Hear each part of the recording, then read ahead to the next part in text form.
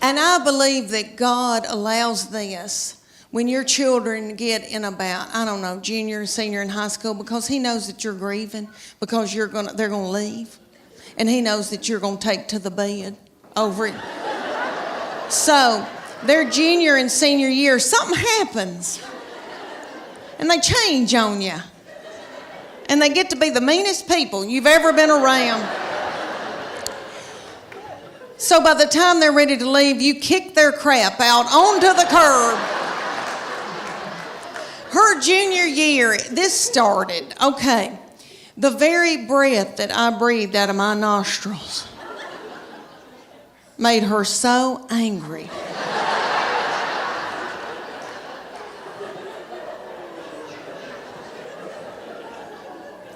We were not allowed to eat cereal in our own home.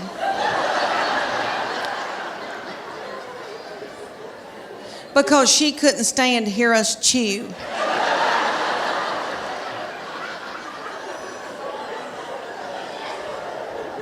And I don't mean to talk about her because she had a lot on her.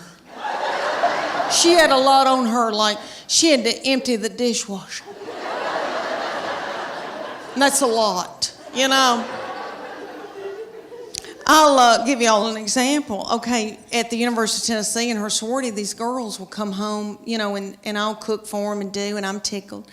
All right, well, they like Memphis, Nashville girls. Well, a little girl came home with her and spent 2 nights. So I washed that little thing's clothes, and all I said to this little girl was, Katie, you're so tiny. Your little underwear looks like a slingshot.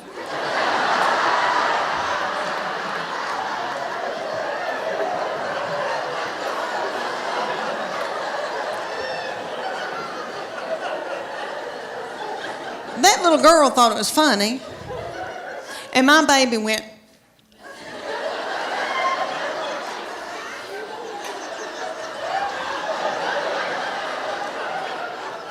So I got out of there.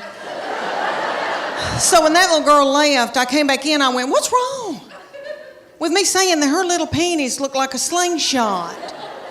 I wish somebody'd say my panties look like a slingshot.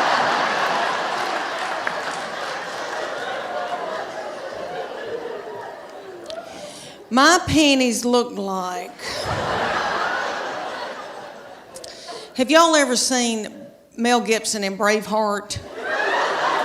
You know when they pull that big ball out and that thing looks like it's a catapult. They pull that big ball, fling it and kill a bunch of children with it.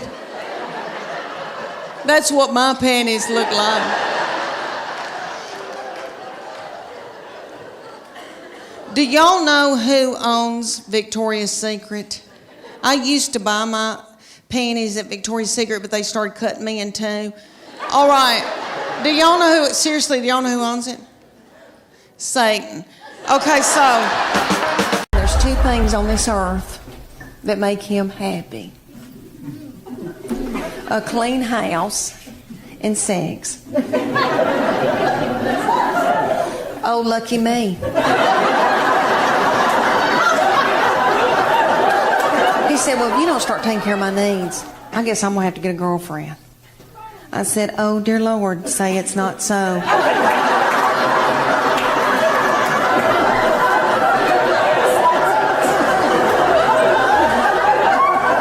I said, well, make sure that she's stout and that she can mow, because I need some help. All right, y'all make me think of my husband. Let me tell you about him. Because he's got a 401k. And, yeah. Okay, we met at the University of Tennessee. When I hear a man say, go Vols, I think, oh my Lord, did I make out with him in the 80s?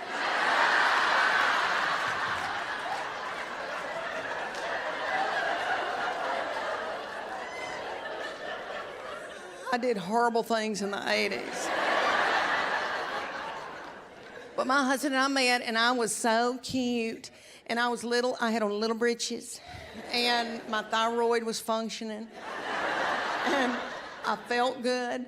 And he was so enthralled with me and so in love with me and pursued me and bought me presents and vacuumed out my car. and did all kinds of things for me. And we celebrated our 30th wedding anniversary this year. Thank y'all. Thank y'all.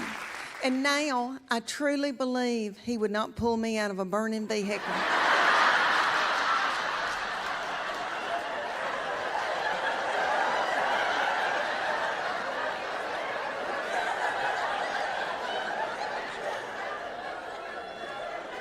All right, let me tell y'all about him. So, my husband is a very type A, anal retentive, overachiever.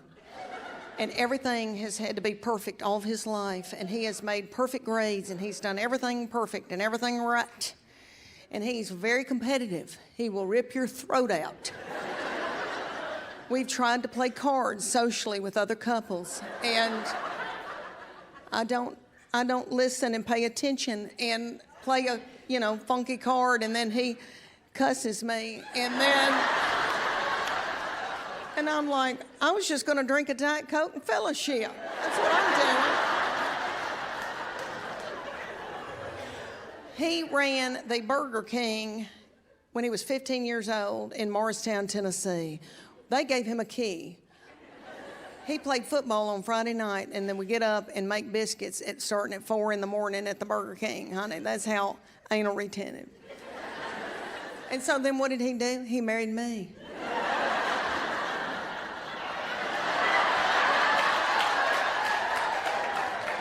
And I am an underachiever.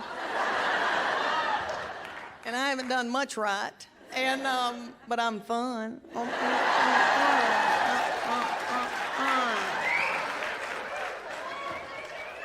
He is very introverted, and there's nothing wrong with that. But I did not know how truly blank he was until all these children, 3 children, grew up and walked off and left me with him.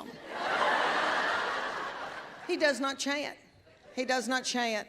And he's got a big job. He's got a big job, and he has to talk all day and be in meetings and on the phone. And men only have so many words they use in a day. That is science. My husband uses all his words up during the day at work, and then comes home at night and stares into space. And I need people. I just stand in the kitchen and talk to myself. He works for a large manufactured housing company, the largest in the United States, and he's worked for them for over 25 years. And he's traveled with them Monday through Thursday or Tuesday through Friday. And that has worked for us. It really has. Me and these kids had a ball without him. He'd come on the weekends, come home and really put a kink in things.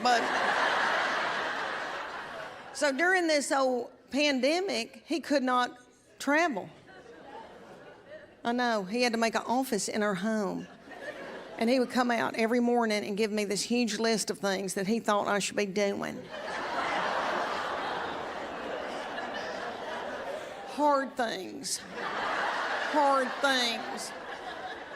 Things like paint the hallway or something like that. And I said, excuse me, but I stay in my gown until the 3rd hour of the Today Show.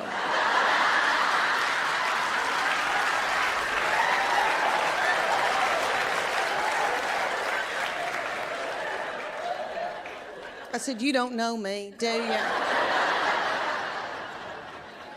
He would come in at lunchtime in the kitchen and not make eye contact with me, and come and stand next to me and grab one of my breasts and hold it.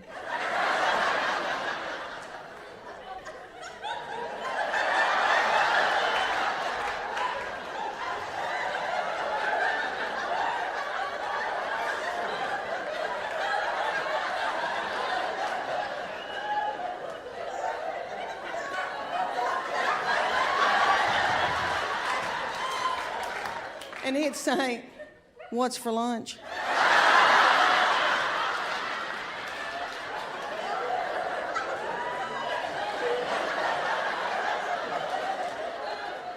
And I'd say, chicken salad?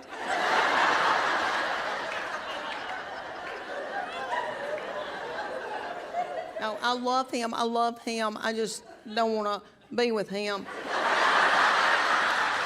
You know.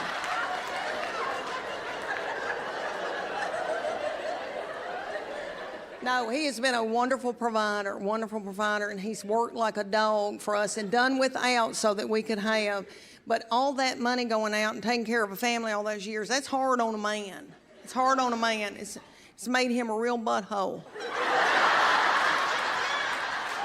So, around Knoxville, I try to do things for me and him to do together, and I bought him tickets to go see Def Leppard and Journey. Oh, y'all. Going to a concert is very different when you're 54. I went to school at UT, and I used to go to all the concerts. I saw Tina Turner, John Cougar Mellencamp, Rod Stewart, I don't know where I got the money. But in the 80s, honey, I went. Nick, I was so cute. I had on little bitty britches. My thyroid was functioning. I didn't care about food. I'd eat a half a can of tuna and I'd be like, I'm full. But anyway, so I got us tickets, and my husband, I thought, we're going to have a date night. And he goes, I can't get there in time to go out to eat. I'll meet you at the concert. So he had bought a tall boy and an egg salad sandwich at the gas station. I know, I had to smell that all night. So anyway, I was hungry, and everybody at that concert was my age or older. And everybody's worried about the snack bar. And I was too. Journey was already on stage. Nobody cared. Everybody was at the snack bar. But anyway, Little Journey, we all go to watch Little Journey. Journey does not have Little Steve Perry anymore because he had to get a hip replacement. So and I loved him. They've hired this little bitty man who is yummy, and he's taking care of himself, and he's got little bitty breeches on, and he hadn't eaten white flour and sugar, and I don't think he's done dope, and I don't think he's slept with nasty women. So he's hopping and doing and squatting and doing, and all the old boys in the back look sick and bloated, and they're going.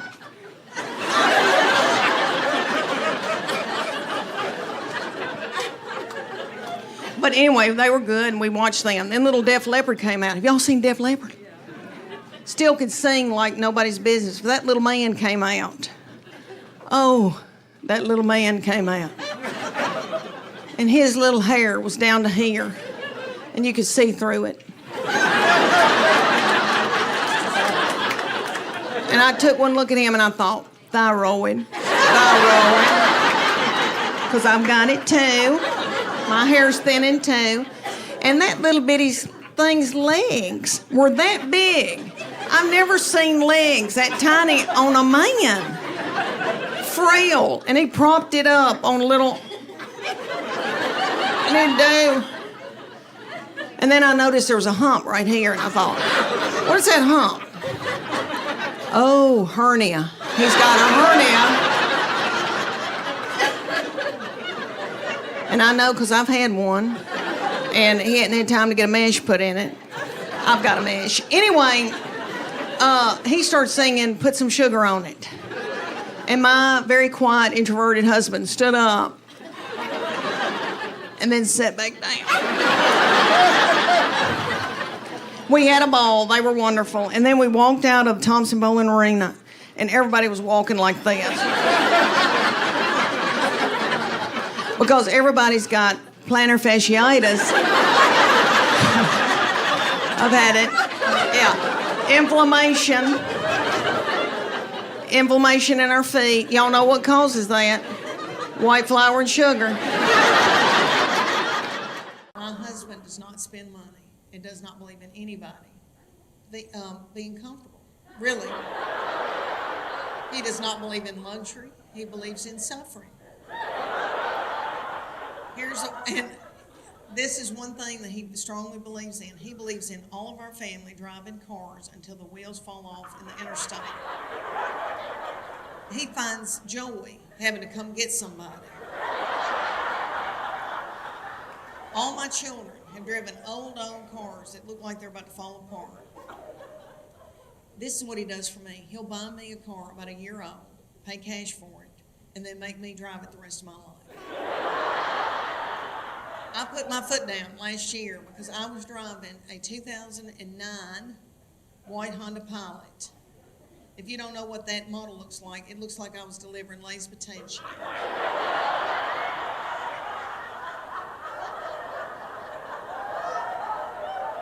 And I never felt pretty in it. I really did. It had over 235,000 miles on it. And the lights started flashing in it saying, "Get out, Leanne. Get out."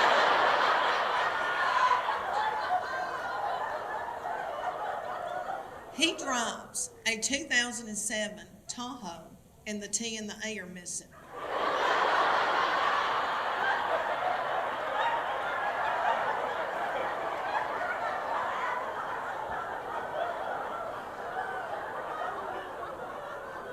And if I was home tomorrow, we would be pulling up in that big Tahoe to the Baptist church in the doorway. And when church is over, my husband wants out of there and doesn't want to talk to anybody. And see, that's my time to fellowship.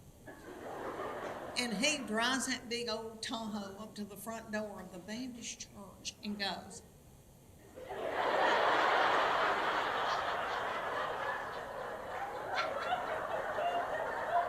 and he always says, "You're the last one in the parking lot." I said, "There's going to be a lot of people at my funeral." I've built relationships with people. He goes, "Okay, fine. I'll have to have mine in a yogurt shop." She's called me today and said, "Mom, are you okay? How did your show go last night?" And I go, "Good." So the day before, she goes, "Did you make it to Huntsville?" I said, "Yes, baby. Thank you. Tell your daddy."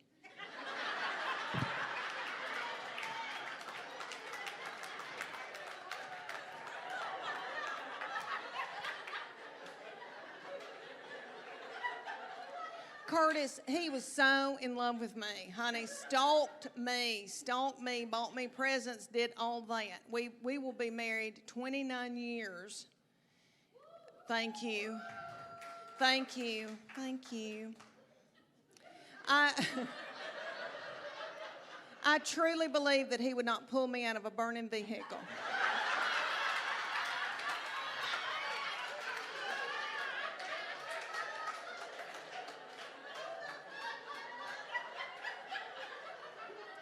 Okay, here's something that's different. Now that they're having little children, so different than when I had mine. There was a book that I read in and out, and I bet a bunch of y'all that are my age read this one too. What to expect when you're expecting. Yeah, it was a hateful book. It was a hateful book, but it was true. And they would say things to you like, "You're going to have a hemorrhoid in the 7th month on the 4th day." At 2 o'clock in the afternoon. And you'd be like, it's 2 o'clock. Back then, everybody was terrified about food allergies, and that was a big thing that they stressed, and our pediatricians. And I remember having this whole big chart in my kitchen on the wall that told me, my boy, I wouldn't let him have sweet potatoes until August after I had cleared the squash in July. That just crazy. And I did perfect with him. The second one came along, did okay with her, really did. That third one came along. We were at the McDonald's. I had two playing one in the balls and one up in a tube. And my baby child did not have any teeth yet. She was in a high chair, and I threw a cheeseburger onto her high chair, and she gummed it down. And a woman came over the intercom and said, "Excuse me, ma'am, but your baby has pooped in the tube."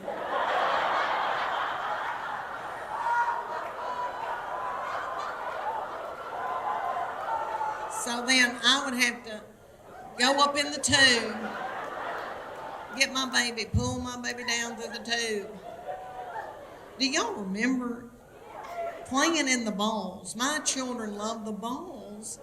And Lord, we had a ball going. Me and my friends would go to anywhere that they had a bunch of balls, and tubes, and little children would be playing in a dirty diaper and swim by on top of the balls.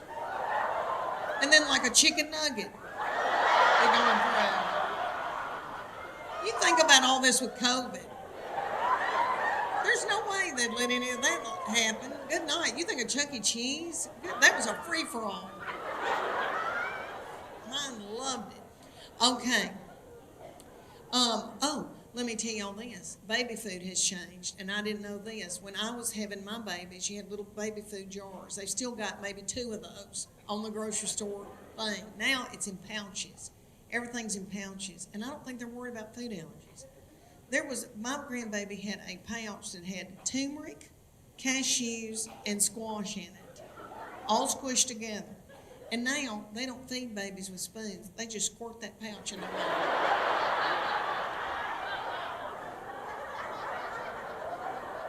Everything's on the go. They just squirt and go, squirt and go. And I'm worried about it. I really am. I think there's going to be a whole generation that doesn't know how to use utensils. Okay, the 5 love languages. All right. Me and Chuck Morgan in Sunday school class went on a retreat, and they talked to us about the 5 love languages. You know, and it's written by little Gary Chapman, who is a doll and tiny and does, that man's probably getting in his 90s, and he does sit-ups every day. And that little thing, and I got to meet him later. He was a doll. But anyway, the 5 love languages, if you don't know about that, you've got to get it. There was a 5 love languages for your marriage, and then there's one for your children. And you need to get that. Everybody's got a love language. And you take the test. You got to read the book and take the test. Well, you don't read the book. I didn't. But you can take the test. I like to read books about Hollywood murder. So, anyway, you take the test, and then you can, and your husband takes the test, and you find out what his love language is, and he finds out what your love language is. And if you find that out, then you can feed them their love language. And then, so I can feed Chuck Morgan his love language, and then his love tank feels full. If I don't, he could go to work and be at a water fountain, and some whore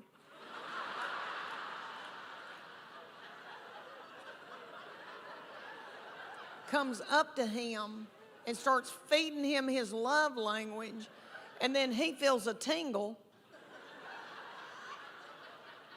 and then Satan swoops in. So these are the 5 love languages. Quality time. If you may know somebody that just wants you to sit on the couch and watch ESPN with them. Something like that. Then there's gifts. That's my sister's love language. It doesn't have to be something expensive. Just so you thought of her, if you buy her a card and a rose from the grocery store, she'll bawl her eyes out. And then there's words of affirmation. That's mine. But physical touch.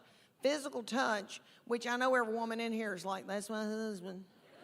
Physical touch. But it's not that kind of physical touch. We're talking about the physical, when you know people that just want to hug you and squeeze on you and all that all the time. That's their love language, is physical touch. But women think, that's my husband's, and he's on me like a duck on a June bug. But that's not the. All right, and then there's words of affirmation. That's mine. So all Chuck Morgan has to do is say, you look beautiful tonight. You are a good mama. That Trisha Yearwood's chicken piccata is to die for. And then my love tank feels full, and then I'm willing to do something vulgar with him.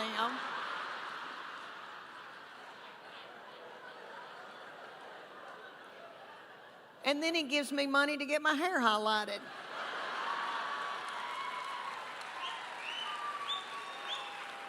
See? It works out, It's God's way. And then my husband's is acts of service.